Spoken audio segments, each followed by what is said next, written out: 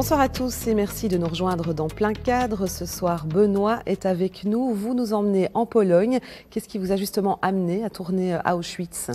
Bien, j'ai eu l'occasion d'accompagner 40 jeunes des maisons de jeunes de Viroinval qui sont retournés durant les vacances de Pâques sur les traces du plus grand génocide de notre histoire. À Viroinval, on souhaitait perpétuer le souvenir de cette page sombre de notre histoire. Alors quel est finalement le sens de cette démarche ? Bien, le sens de la démarche, ça permet à des jeunes de découvrir sur les lieux mêmes les traces de l'abomination nazie, des massacres qui ont touché les Juifs, mais aussi toute une série de minorités, je pense aux tziganes, aux homosexuels et aussi aux opposants politiques. Ils ont découvert aussi la réalité politique de la Pologne d'aujourd'hui, une Pologne qui est gouvernée par la droite catholique nationale. Elle met en place, par exemple, des lois qui imposent à ceux qui ont collaboré avec le régime communiste de le déclarer pour obtenir un certificat de pureté politique.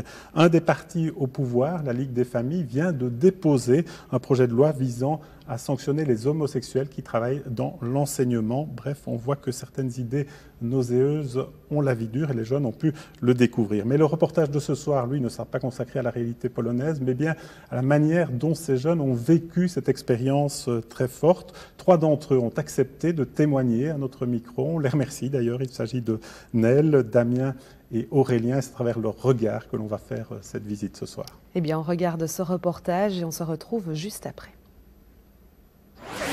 Le terrain de l'ancien camp de concentration et d'extermination massive Auschwitz-Birkenau. On commence la visite par la première partie Auschwitz I. La deuxième partie s'appelait Auschwitz II, autrement Birkenau. Cette première partie, c'était au début un camp de concentration destiné aux prisonniers politiques polonais, aux soldats soviétiques, surtout dans la première période, entre l'été 1940 jusqu'au printemps 1942. Mais après, Auschwitz-Birkenau est devenu le plus grand centre d'extermination massive en Europe, destiné surtout aux déportés juifs. Je m'appelle Damien Gorjanek, j'ai 17 ans. Je m'appelle Henri Aurélien, j'habite au Los-sur-Viroin et j'ai 20 ans. Je m'appelle Nel, j'ai 17 ans.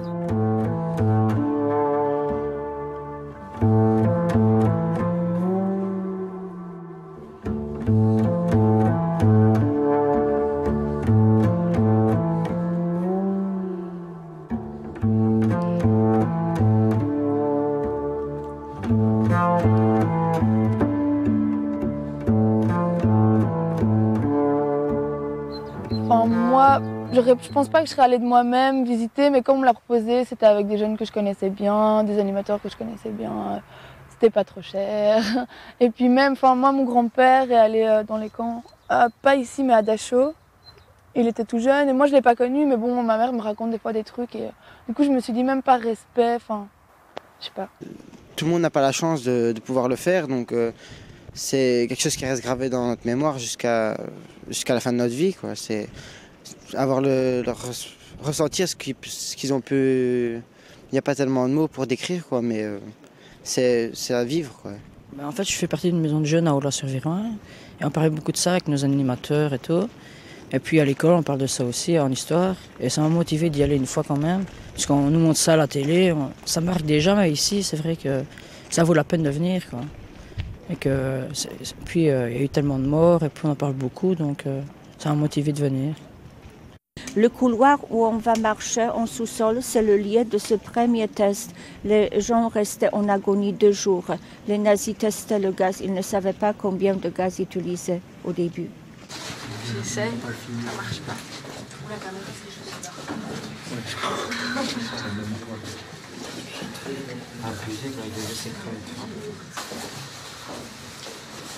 On savait avoir un peu de bougie.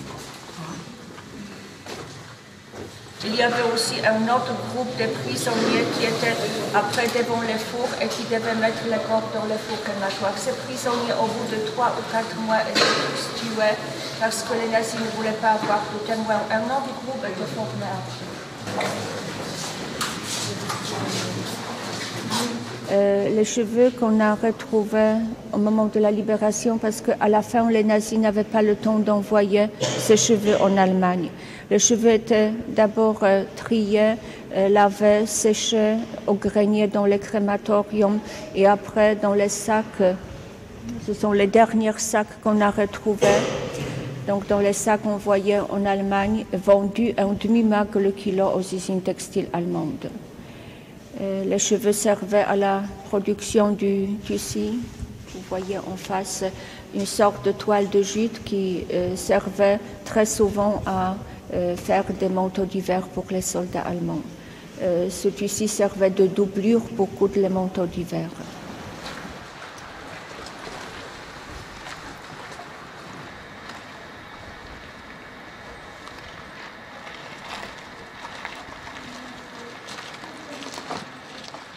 Les prisonniers devaient regarder ici les exécutions qui avaient lieu. Ces exécutions ici avaient un caractère public parce que c'était les prisonniers qui essayaient de s'évader qui étaient exécutés devant tout le monde, pour donner l'exemple aux autres.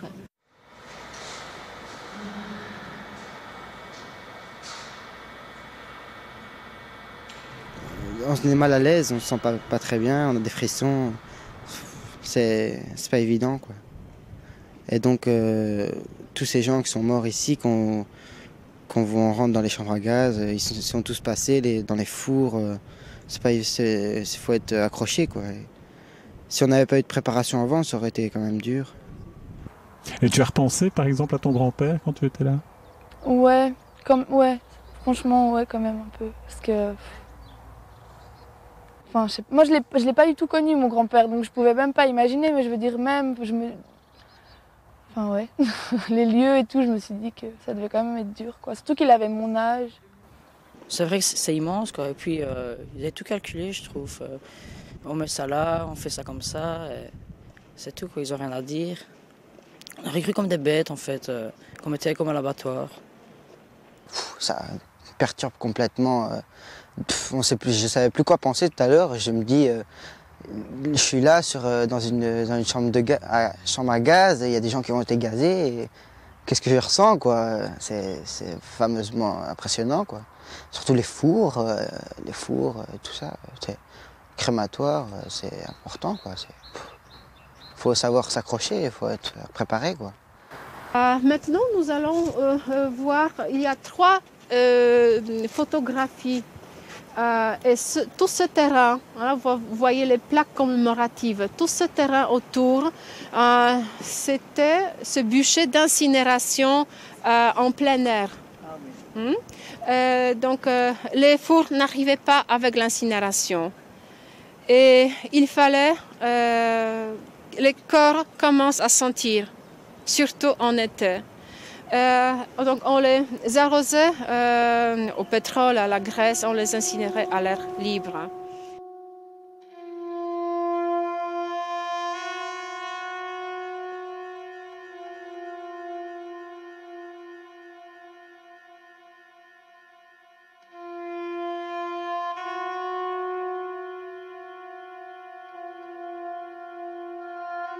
Il y a des millions de gens qui sont morts, quoi.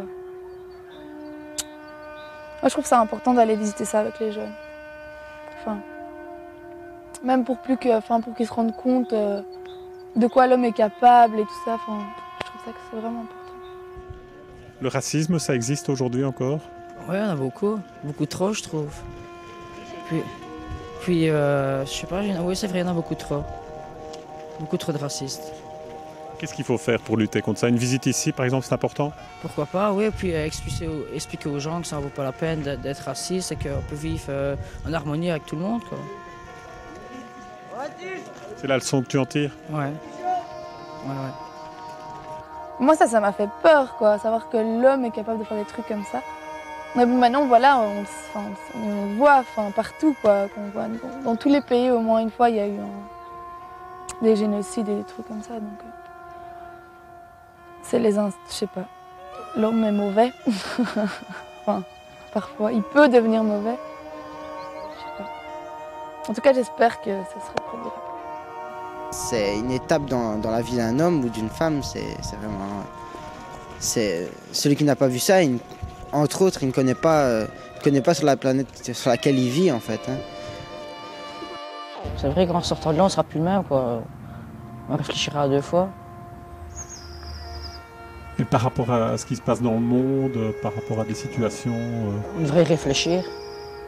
Réfléchir pour plus que ça se passe comme avant, quand je dis.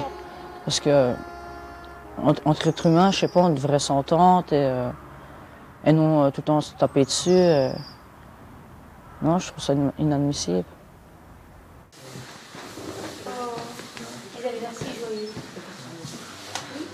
C'est bon, on peut y aller ou on reste encore? Les filles, on continue.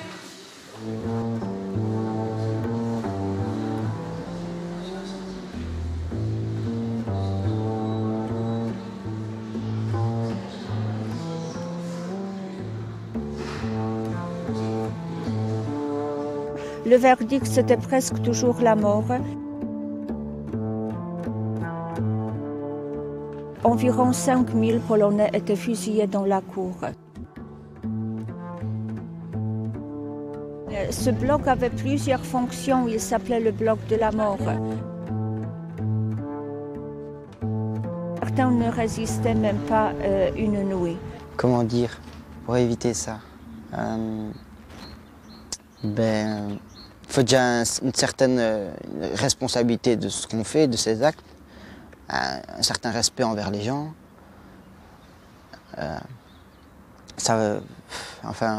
Être maître de ce qu'on fait. Il faut faire des choix dans la vie. On n'a pas toujours des choix faciles, mais à partir du moment où on s'engage, il faut savoir ce qu'on fait et respecter.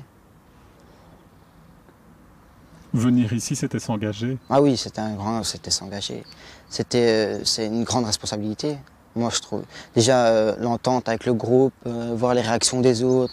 Il y en a une qui pleurait. C'était pas évident. Hein. C'est toute une organisation. Déjà, il faut remercier les organisateurs, M. Didier et tout ça. Ils ont bien fait ça. C'était d'autant plus que nous, on ne connaît pas la Pologne, ça nous fait découvrir. C'est un épanouissement. Tu les remercies? Oui, je les remercie, tout à fait. Ils le savent très bien.